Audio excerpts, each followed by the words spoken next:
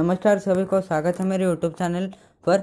और आज हम वेद व्यास के महाभारत का जो 52वां विषय है सर्परूपी नहुस, इसके बारे में आज हम बात करने वाले हैं। और मैं जानता हूं कि ज़्यादातर लोग राजा नहुस को नहीं जानते होंगे, तो आज ये एक बहुत ही अच्छी स्टोरी है, तो लोगों को जानने को मिलेगा। तो चलिए शुरुआत करते हैं। और जैसे कि हमें पता है कि वनवास में 4 साल बिताने के पश्चात, यानी वनवास चल रहा था, तो वनवास के 4 साल बिताने के पश्चात 5वें वर्ष में अर्जुन की प्रतीक्षा में पांडवगण ऐसे भ्रमण कर रहे थे। और वो एक दिन जाकर राजर्षि बृहस्पति के आश्रम में पहुंचे। और वो जो आश्रम का जो वातावरण था वो बहुत ही शांत था। और जो वृद्ध राजा बृहस्पति थे, उन्होंने भी पांडवों को अपने पुत्र समान समझकर स्वागत किया। और वहाँ पर रहते समय युधिष्ठिर को एक दिन बहुत ही बड़ी परीक्षा का सामना करना पड़ा।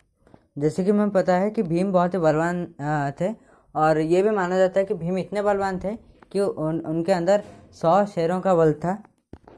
और भीम किसी से भी भय नहीं करते थे। वन में भी जब वो भ्रमण करते थे, वो अकेले भ्रमण करते थे, उन्हें किसी का भी भय नहीं था।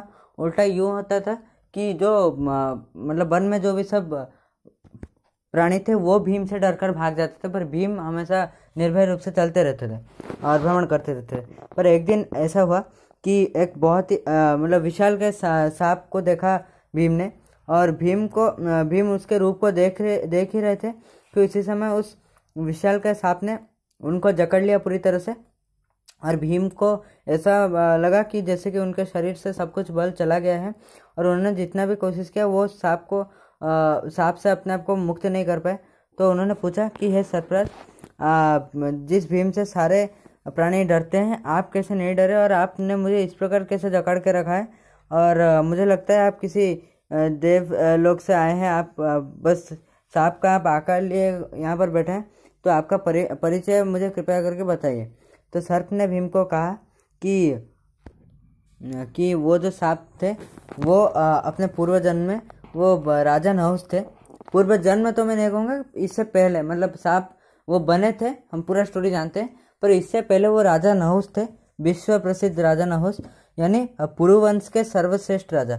और पुरुवंश से ही कुरुवंश का जो हम कहते हैं उत्पत्ति हुआ था। और राजा नहुस अपने पराक्रम के लिए परिचित थे। उनकी ये इच्छा थी कि एक ऋषिगण जो हैं वो अपने कंधे पर बिठाकर इनको ले, उनको वैसे ही सोच आई मन में। तो इंद्र से उन्होंने ये प्रार्थना किया, और इंद्र ने वो वरदान दे दिया। और ऋषिगण जो थे उन्होंने भी मना नहीं किया। जो ऋषिगण ऐसे ले रहे थे, राजा नहुस को कंधे पर ले रहे थे उसी समय, और उन ऋषिगणों में से प्रसिद्ध अगस्त्य ऋषि भी थे उनमें। और क्योंकि ऋषिगण जो थे वो वृद्ध हो गए थे, उनको थोड़ा कष्ट हो रहा था राजा नहुस को लेते लेते। तो वहाँ पर गुस्से होकर जो राजा नहुस थे उन्होंने कह दिया कि मतलब अगस्त्य ऋषि को अपने पेट से लात मारा अपने उनके कंधे पर बैठते, और कहा कि सर्प यानी जल्दी चलो। तो इसी बात पर ऋषि अगस्त्य वो गुस्से हो गए, और उन्होंने कहा कि तुम जो ये घमंड कर रहे हो, जो ऋषियों के कंधे के ऊपर बैठने का जो तुम्हारा घमंड है, और तुमने जिस पैर से हमें लात मारा है वो पैर बिल्कुल भी ये उचित नहीं है, मतलब तुम्हारे पास ये रहना बिल्कुल भी उचित नहीं है। इसलिए इसी समय तुम एक सांप का रूप धारण करोगे और वन में रहोगे। और ये सांप के कारण वो राजा नहुस तुरंत ही एक सांप बन गए। और उन्होंने इस पाप से मुक्ति के लिए ऋषि अगस्त्य को प्रार्थना किया। तो अगस्त्य ने कहा कि तुम एक दिन, कभी ना कभी एक दिन ऐसा होगा कि दिन के जो जितने भी भाग हैं, हम कह सकते जैसे सुबह शाम ऐसा होता है, तो दिन के 6th भाग में तुम जिसको भी पकड़ोगे वो तुमसे मतलब फिसल कर नहीं जा पाएगा। और यहाँ आज के दिन ही था वो दिन कि भीम फंस गए इनके जो राजा नहुस जो सर्प के रूप में थे उनके चंगुल में फंस गए। तो ऋषि अगस्त्य ने यही कहा था कि एक दिन ऐसा होगा कि एक व्यक्ति तुम्हारे पास फंस जाएगा, और उससे तुम्हें यही प्रश्न पूछना है कि कैसे मुक्ति होना है। तो तुम्हें वही प्रश्न पूछना है और तुम मुक्त हो जाओगे। और इसी प्रकार यही बात भीम से उन्होंने कहा। और क्योंकि इस राजा नहुस के पास भीम फंसे हुए थे, तो युधिष्ठिर को भी चिंता नहीं लगा, क्योंकि भीम जल्दी लौट आते थे, पर उस दिन वो लौटे नहीं थे इतने समय तक। तो युधिष्ठिर भीम को खोजने के लिए चले गए, और उन्होंने भीम को राजा नहुस के साथ देखा। तो तभी जो ऋषि नहुस थे, राजा नहुस थे, उन्होंने कहा कि मेरे प्रश्नों का उत्तर दो युधिष्ठिर, उसके बाद ही मैं तुम्हारे भाई को छोड़ दूंगा। और ऐसे ही कुछ प्रश्न पूछे और युधिष्ठिर ने सब कुछ सही से उत्तर दे दिया। इसलिए जो सर्प रूपी नहुस थे उन्होंने भीम को मुक्त कर दिया और वो भी अपने श्राप से मुक्त हो गए और उन्होंने इंसान का रूप धारण किया।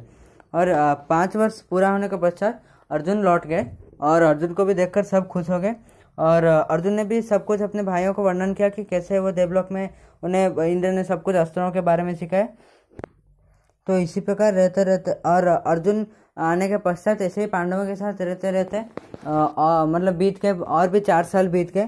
तो इसी प्रकार भाइयों के बीच में आलोचना हुई कि जो 2 साल बचे हैं, जितने भी साल अभी रहे हैं और जो 2 साल बचे हैं वो हम जो कुरु राज्य के आसपास रहेंगे और जब अज्ञातवास का समय आएगा उस समय हम बहुत दूर चले जाएंगे, जैसे कि दुर्योधन को हमारे जगह के बारे में पता ही न चले। और वैसी प्रकार पांडव चलने लगे और वो काम्यक वन में पहुंचे।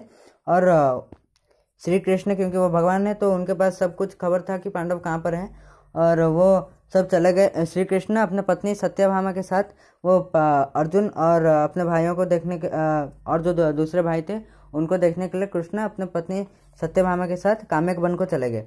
और वहाँ पर कृष्ण ने युधिष्ठिर से कहा कि अर्जुन के लौटने के पश्चात तुम्हारी चिंता करने की कोई विषय नहीं है और तुम्हें हर तरह की सहायता मिलेगी और तुम्हारा राज्य लौटाने के लिए यदुवंश के भी श्रेष्ठ योद्धा तुम्हारे साथ रहेंगे।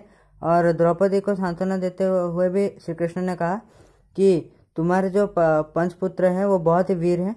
और यानी 5 पुत्रों का कहने का अर्थ है कि श्री कृष्ण ने द्रौपदी के 5 पुत्रों के बारे में कहा कि तुम्हारे जो 5 पुत्र हैं वो भी द्वारका में रहकर वो रुक्मिणी पुत्र प्रद्युम्न और सुभद्रा नंदन अभिमन्यु के साथ वो अस्त्र शिक्षा प्राप्त कर रहे हैं।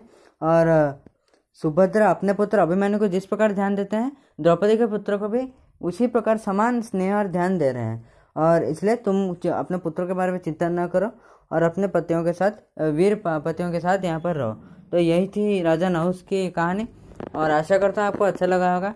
तो आज के लिए बस इतना ही। प्लीज़ चैनल को सब्सक्राइब कर दीजिए अगर स्टोरी अच्छा लगे और ऐसे इंटरेस्टिंग स्टोरीज और सुनना चाहते हैं। तो आज के लिए बस इतना ही और वीडियो अच्छा लगे तो लाइक भी करके चले जाइएगा और शेयर भी कर दीजिए आपके फ्रेंड्स और फैमिली के साथ। तो आज के लिए बस इतना ही। नमस्कार।